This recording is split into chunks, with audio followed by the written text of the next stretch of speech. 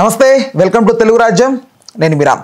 Big Boss season 9 start అవబోతుంది. అయితే దీనికి సంబంధించినటువంటి సెలబ్రిటీ యొక్క లిస్ట్ బయటకు వస్తుంది. ప్రధానంగా దువ్వాడ శ్రీనివాస్, దివ్యల మాధురి ఈ పేరు మనకు 2-3 సంవత్సరాల నుంచి వినిపిస్తూనే ఉంది. ఈ పేరు బిగ్ బాస్ ఈ సీజన్ 9లోకి ఎంటర్ అవబోతున్నారంట. అయితే ఇందులో వాస్తవం ఏంటి, అవాస్తవం ఏంటి అంశం గురించి మనతో మాట్లాడడానికి సినీ మరియు రాజకీయ విశ్లేషకుడు దాసి విజ్ఞాన్ గారు ఉన్నారు. ఆయనతో మాట్లాడదాం. నమస్తే అన్న.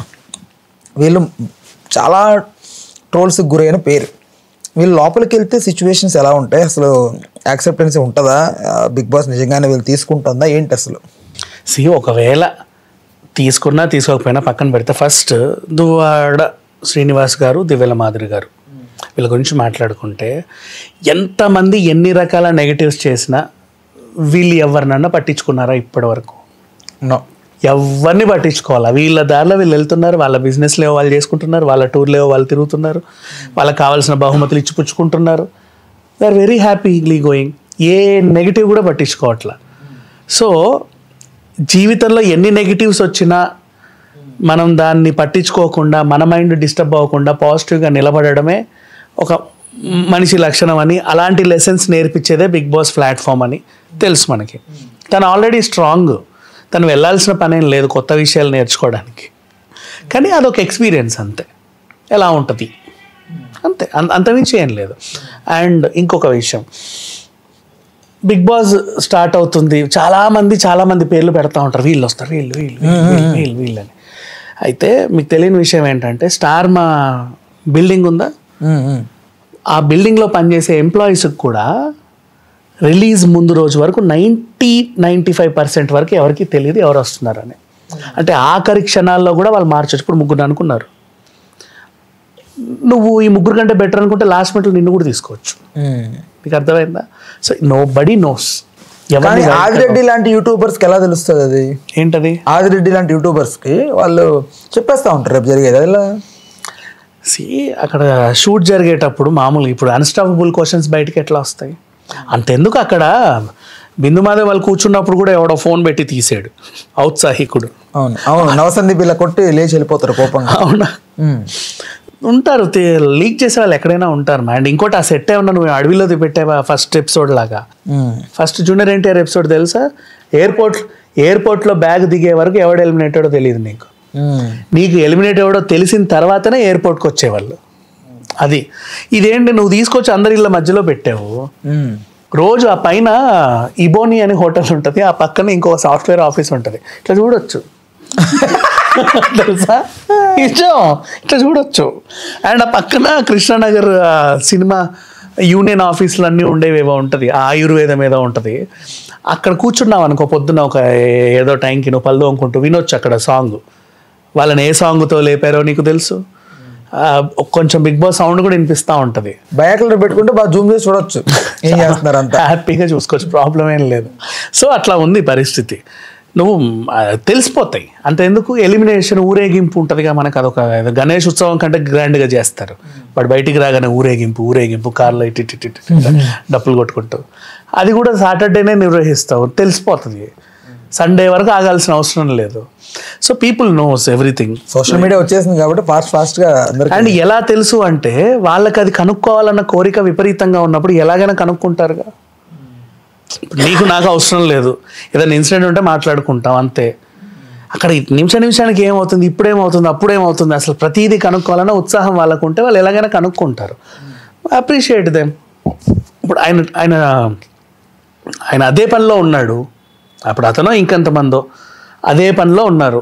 అక్కడ ఏమేమి జరుగుతుందో నిమిషం తెలుసుకోవాలి వాళ్ళు.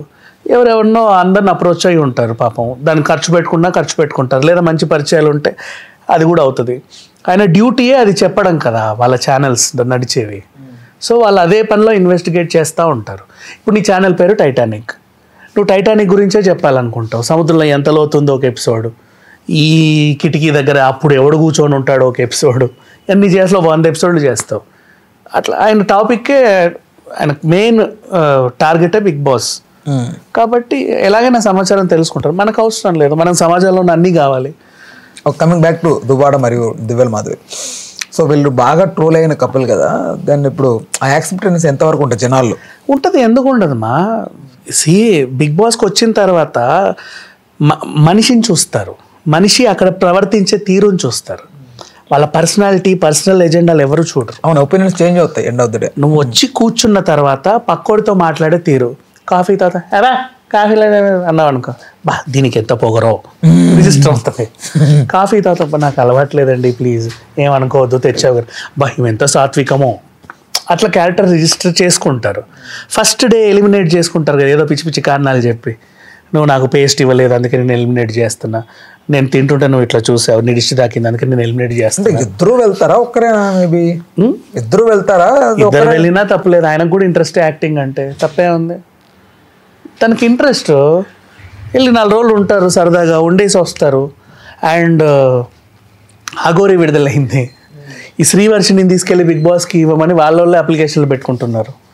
అఘోరి వచ్చి ఎప్పుడు పట్టుకెళ్ళొద్దో, ఇక్కడ ఉంటే కొన్ని రోజులు సేఫ్గా ఉంటుందంట. మరి అక్కడ ఉన్నామే 100 రోజులు ఉండాలని రూల్ ఏముంది? అఘోరి రిలీజ్ అయిందంట, అయ్యింది. సో ఇట్లా శ్రీవర్షిని పంపిస్తున్నారని, ఆలేఖ్య చిట్టి అక్కల్లో ఒకరిని పంపిస్తున్నారని, అందుకే అవి ఏదో గెటప్ వేసుకుందంట, అదొకరు. ఇట్లా అంటే బయట వైరల్ అయిన కంటెంట్ అందరినీ బిగ్ బాస్లోకి తొయ్యాలన్న ఉత్సాహం అందరికీ ఉంటుంది. బట్ అక్కడ ఎంతవరకు వాళ్ళు యాక్సెప్టెన్స్ కూడా కొంచెం ఉంటుందిగా. వీళ్ళ వల్ల మాకు ఎంత మైలేజ్ వస్తుందో వాళ్ళు చూస్తారు కదా. ఎందుకంటే because they have to represent their brands. వెనకాల వచ్చే బ్రాండ్స్ నువ్వు ఎవరిని పడితే వాడిని తీసుకొస్తా అంటే వాళ్ళు రారు. ఇప్పుడు ఫర్ ఎగ్జాంపుల్ నీకు పెద్ద పెద్ద బ్రాండ్స్ ఏవి, ఏదన్నా ఒకటి సంతూరో, ఫ్రీడమ్ రిఫైన్ ఆయిల్ ఇట్లాంటివి ఏవో ఉంటాయి. ఇప్పుడు లేదా ఇంకెవడో గోల్డ్ విన్నరో లేకపోతే ఇంకేదన్నా పెద్ద పెద్ద బ్రాండ్స్ ఉంటాయి. ఇప్పుడు సంతూర్ అంటే విప్రోనేగా.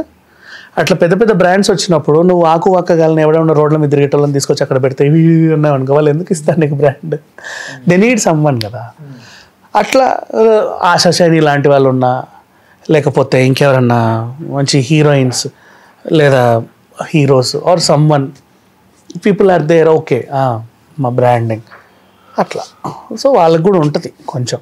ఆ పిల్ల ఎవరు విలేజ్ సింగర్ అమ్మాయి బస్ వేసిందంట ఊర్లోకి, సరిగమపాలో అంటే పళ్ళు కొంచెం వాళ్ళ ఊరికి బస్సు తీసుకొచ్చింది.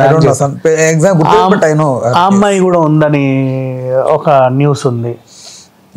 కాదు అంటే నాకు మొన్న ఏదో అగ్ని పరీక్ష సంథింగ్ ఏదో టెస్ట్లు పెట్టారు కదా, ఒక 30-40 మందిని 45 మెంబర్స్ని వాళ్ళందరూ అంటే సోకాళ్ళు ఎలా చెప్పుకుంటారు, యూట్యూబర్లు ఇంటర్వ్యూలు ఇస్తూ కొంచెం వాళ్ళందరినీ సంథింగ్ ఏదో పేరు పెట్టి పిలుస్తారు. వాళ్ళందరినీ క్రింజ్ అంటారా, ఏదో క్రింజ్ స్క్రాప్ అని రకరకాలుగా మాట్లాడతాం. వాళ్ళ ఎందుకంటారా అనకూడదు, తప్పు. ఎవడు రేపటి రోజున ఏమవుతాడు ఎవడో తెలియదు. ముందుగా స్క్రాప్ అని చెప్పి అలా డిసైడ్ చేయొద్దు. నేను అంటున్నా, పిలుస్తున్న పిలుపు గురించి మాట్లాడుతున్నా. సో వీళ్ళందరినీ పెట్టారు అప్పుడు. అక్కడ వీళ్ళెవ్వరిని సెలెక్ట్ చేస్తారు లేదు డౌట్, వీళ్ళలో ఒకరినైతే సెలెక్ట్ చేస్తారు. అది వీళ్ళు బిగ్ బాస్ టీం ముందే తెలుసు, కానీ అనవసరంగా ఎందుకు ఎంత పరీక్ష పెట్టి ఎంత గందరగోళంగా ఎందుకు ఎంత అవసరం? వాళ్ళకి కూడా నిజంగా ఏం తెలియదు. కొన్నాళ్ళు చూస్తే ఎవడు పనికి వస్తాడో లేదని ఇది ఒక మంచి టాస్కే పెట్టింది. అండ్ యాక్చువల్గా ఇదేంటి జనాలకు బాగా వెళ్ళింది కదా ప్రమోషన్ వైజ్గా. ఇప్పుడు నీకు అన్ని 18,000 ఎన్నో వచ్చాయి అంటే షోకి ఎంత క్రేజ్ ఉంది. అండ్ 2011 లెక్కల ప్రకారం ఇప్పుడు మనం మాట్లాడితే 2 తెలుగు రాష్ట్రాల్లో 9 కోట్ల 10 కోట్ల మంది ఉన్నారు. ఇప్పుడు జనాలు ఎంత ఇప్పటి లెక్కలు ఇంకెవరు తెలుగు రాష్ట్రాలు కలిపి ఇప్పటి లెక్కలు ఎవడు చెప్పలా. ఆ లెక్కల ప్రకారం చెప్పుకున్న 9 కోట్లలో 8.5 కోట్ల మంది 8 కోట్ల మంది బిగ్ బాస్ చూస్తారు తెలుసా. దానికి ఆ రీచ్ ఉంది, ఆ రీచ్ ఉంది, రీచ్ లేక కాదు. అండ్ ప్రారంభ ఎపిసోడ్కి విపరీతమైన క్రేజ్ ఉంది. దాని టీఆర్పీ ఎప్పుడు ఓ రేంజ్లో లేస్తూనే ఉంటుంది ప్రారంభ ఎపిసోడ్. తర్వాత ఏంటో first eliminations and every elimination అప్పుడు అదే పనిగా చూస్తూనే ఉంటారు. లైవ్ పెట్టుకుంటారు తెలుసా, నైట్ వరకు ఆగరు. 6 o'clock స్టార్ట్ అవుతుంది కదా, అప్పటి నుంచి లైవ్ ఇట్లనే చూస్తూ ఉంటారు. ఎక్కువ హాట్స్టార్ కూడా చూస్తారు. ఇంకెవరైనా కొత్తగా వింతగా ఎవరైనా పేర్లు ఉన్నాయా ఈ యూట్యూబర్ నుంచి తీసుకుని? ఎవరు వచ్చినా 95% లాస్ట్ డే వరకు ఫస్ట్ డే వరకు ఎవరికి తెలియదు. అప్పటికప్పుడు కూడా మార్చుకోవచ్చు. అన్ఎక్స్పెక్టెడ్ వీళ్ళు పిలుస్తారు అనుకున్న వాళ్ళని పిలవడం అలాంటిది ఏమన్నా? I don't know. Right. Okay అన్న, thanks for the time, thanks for information. Hello, Telugu రాజ్యం ఛానల్ చూస్తున్నారా? సామాజిక రాజకీయ జీవన చిత్రణే తెలుగు రాజ్యం. అతిశయోక్తులు అసత్యాలు ఉండవు. రాజకీయ కోణం కాదు, ప్రజా కోణమే కొలబద్ద. తెలుగు రాజ్యం వీక్షణ మీ ఉత్తమ అభిరుచికి నిదర్శనం.